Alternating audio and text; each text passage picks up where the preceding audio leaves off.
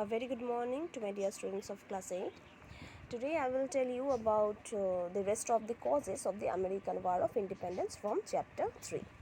So come in page number 31, and our first point is unjust and exploitative administration.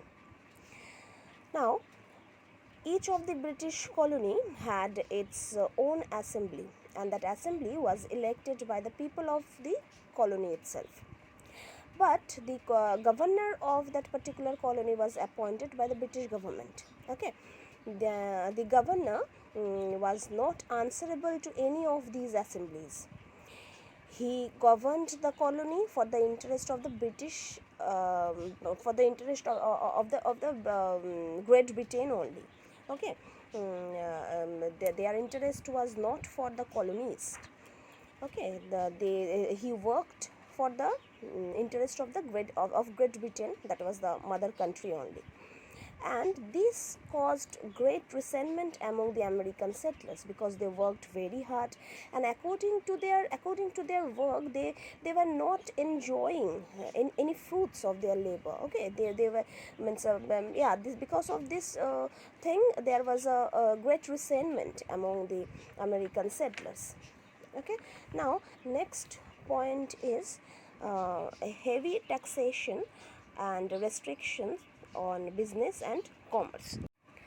Now, the British government collected heavy taxes from the colonies, and they imposed many restrictions on their business and commerce also. And because of these restrictions, the economic development of the colonies was getting hampered. Okay, now next point is social and cultural differences.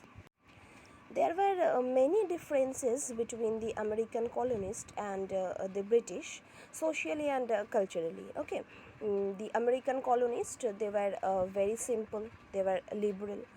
On the other hand, the British Puritans were rigid, they were conservative.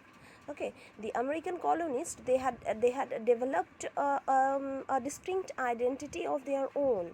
That was the American identity. Okay, and by these identity, they got the inspiration. They had a aspiration to get freedom, okay, from the British bondage, and to develop as a separate independent nation.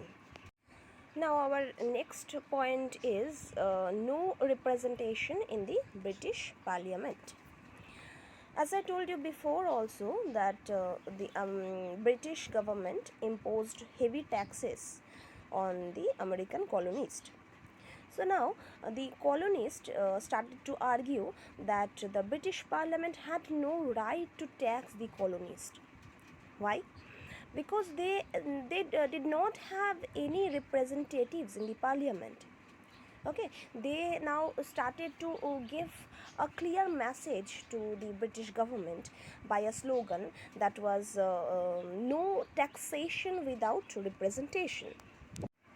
Next point is influence of European philosophers. The European philosophers, by their ideas, they influenced many of the American revolutionaries. The philosophers like Locke, Voltaire, Rousseau, they inspired the American revolutionaries to fight for their liberty.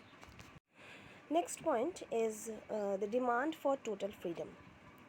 Okay, now through the demand for representation in the British Parliament, there was an awareness for the demand of total freedom from the British rule also. The colonies started to assert their right to sovereign authority. They were ready against the British government's unjust, oppressive, and exploitive way to govern themselves.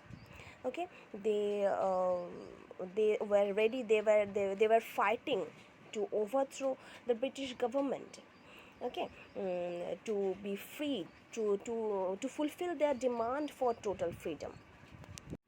Now, next point is the Boston Tea Party. So, Because of these certain causes, there was an open revolt of the American colonies.